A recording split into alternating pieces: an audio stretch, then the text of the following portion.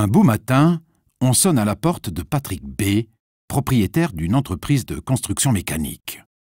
C'était le procureur, accompagné de la police. Patrick B. n'avait escroqué personne.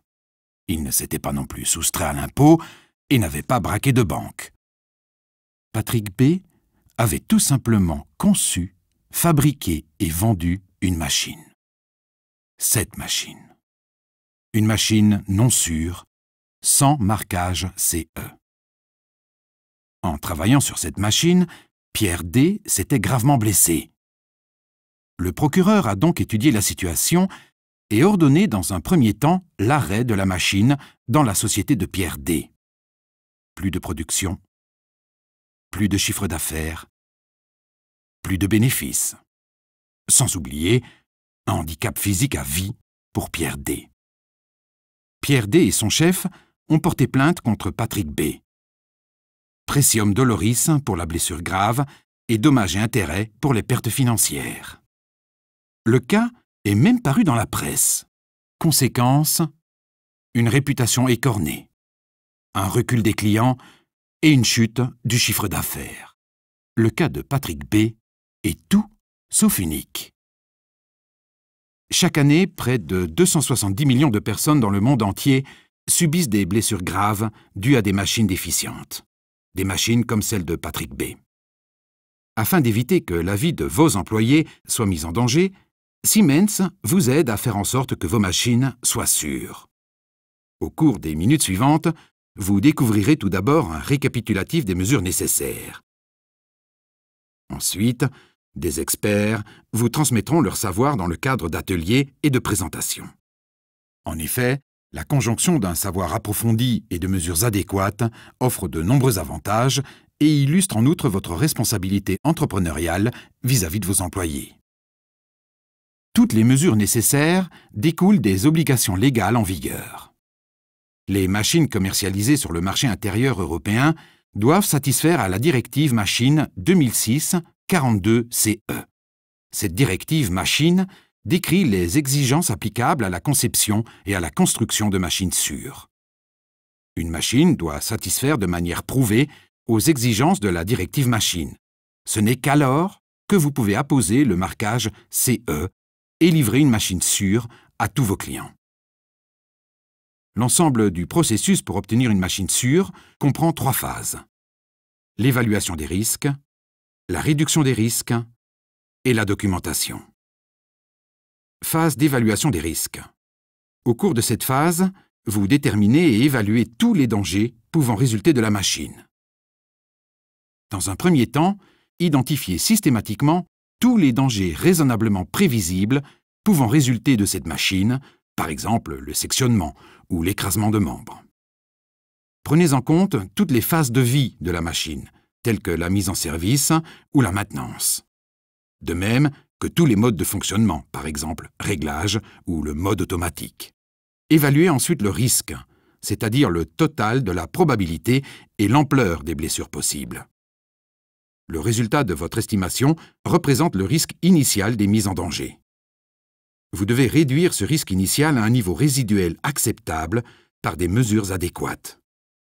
C'est ce que vous allez faire dans la phase de réduction des risques. Pour réduire le risque, utilisez la méthode à 3 étapes selon ISO 12100 qui fixe comme priorité une construction de machines sûres.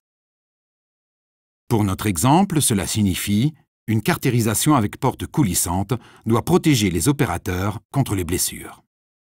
Étant donné que le personnel peut ouvrir les portes coulissantes sans que cela n'entraîne l'arrêt de la machine, le risque résiduel actuel n'est pas encore acceptable. Si la construction ne débouche pas sur un risque résiduel acceptable, l'étape suivante de la méthode à 3 étapes consiste à définir avec votre équipe des mesures techniques supplémentaires. Dans notre exemple, le montage d'un interrupteur de position de sécurité pour la surveillance des portes est l'une des mesures techniques envisageables.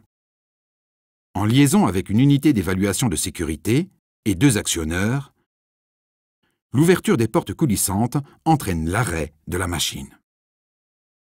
Avec un auxiliaire de commande d'arrêt d'urgence, les opérateurs peuvent également arrêter la machine en cas de danger.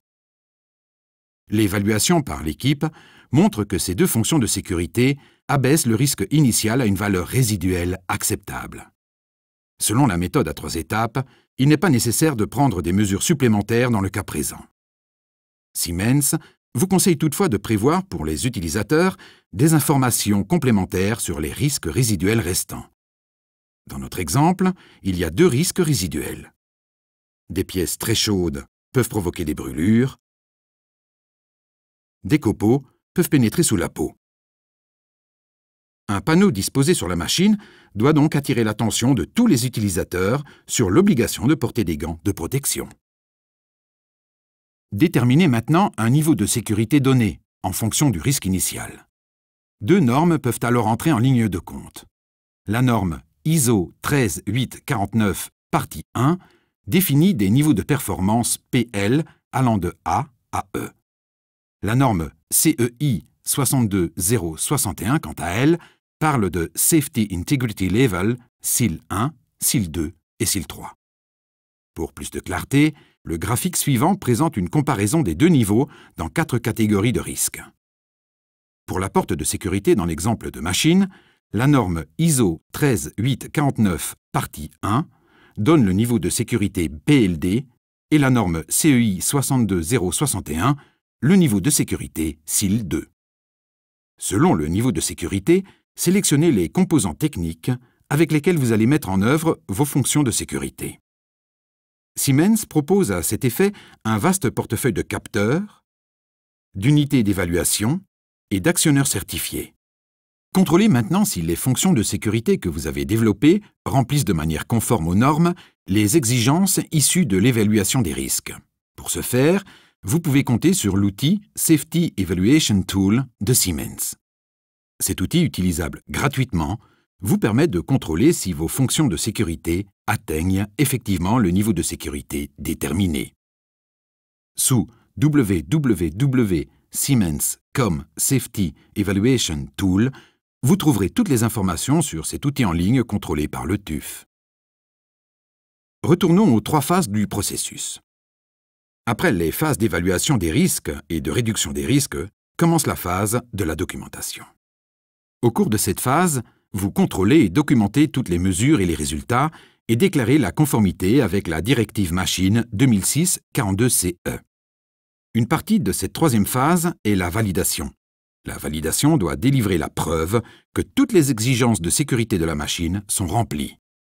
Pour ce faire, vous vérifiez à l'aide d'analyses et de contrôles que toutes les spécifications de sécurité sont remplies. Vous devez documenter de manière parfaitement claire les résultats de la validation ainsi que toutes les autres étapes des phases d'évaluation des risques et de réduction des risques. Pour la documentation, prenez exemple sur les consignes de la directive machine. Pour finir, remplissez également la déclaration de conformité imposée par la directive machine. Cette déclaration de conformité doit être jointe à chaque machine livrée. Vous êtes arrivé au bout de la procédure et vous pouvez maintenant apposer le marquage CE sur votre machine.